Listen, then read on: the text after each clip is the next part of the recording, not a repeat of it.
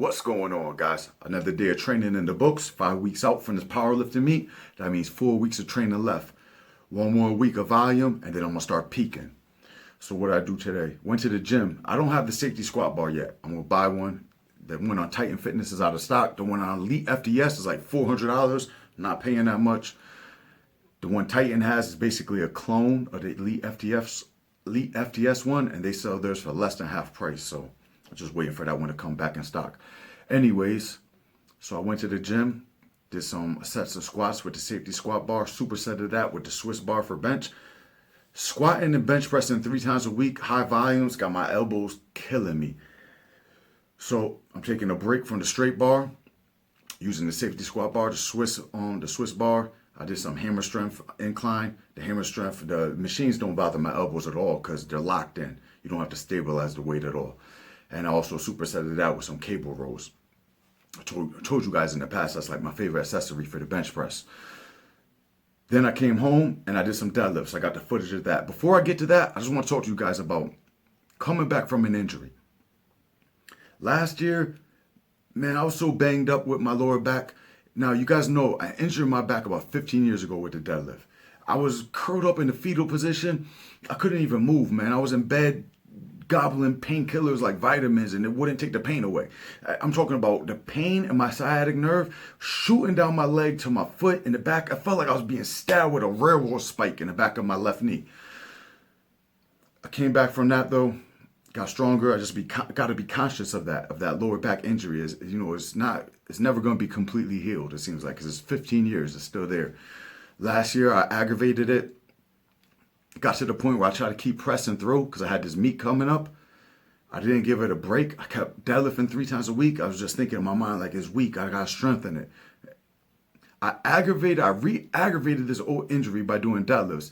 And my crazy way of thinking is the way to fix it was by doing more deadlifts. So anyways, it got to the point where I couldn't even bend over to tie my shoes. Like, I couldn't do a body weight squat. My back was so jacked up. So what do? I took time off. The only thing that's going to make it better is I took time off. I took months off from squatting and deadlifting. Then when I came back to deadlifting, and I was working with 225, 275, 5x5. My friends coming over, man, they're like, bro, again, what you doing, 315, 5x5? Looking at me, yo, listen, it's not about showing off. It's not about the ego. I told them, look, I know what I need to do. I'm building. Look, you injure your back. You have the inflammation in there. You can't move. Your back is tight. The inflammation goes away. All of a sudden, your back is feeling better. You didn't strengthen it. Listen, the way you injured your back is you overloaded that tissue. You didn't strengthen the tissue. All you did is took enough time off that the inflammation went away. If you apply the same stress that you applied before that injured your back, you're going to re-injure it just as fast. You need to build up the strength. You need to strengthen your back slowly. Progressive overload. Slowly strengthen it back up. So that's what I was doing. I didn't care. This is what I'm trying to tell you guys. Don't let your ego get the best of you. Don't worry about what other people are doing. Think long term. Think for the future. It's not about what you're doing right now. It's about building, stacking those bricks, workout on top of workout on top of workout, slowly building your strength. I wish I would have recorded those workouts, but I was like, man, I can't post this stuff. I'm deadlifting 300 pounds. I wish I would have so you could see the progress of where I came from. Because, look, I'm not that super strong on deadlifts or anything, but I'm proud of where I came from to build up from that injury, or I couldn't even bend over and touch my feet. I know most of us powerlifters can't touch our toes, but I'm talking about, man, I couldn't bend over at all, man. I was jacked up. Well, anyways, today, first time touching, I went up to 452 pounds. Look, I'll just get to the footage. There's enough talking. The point is this.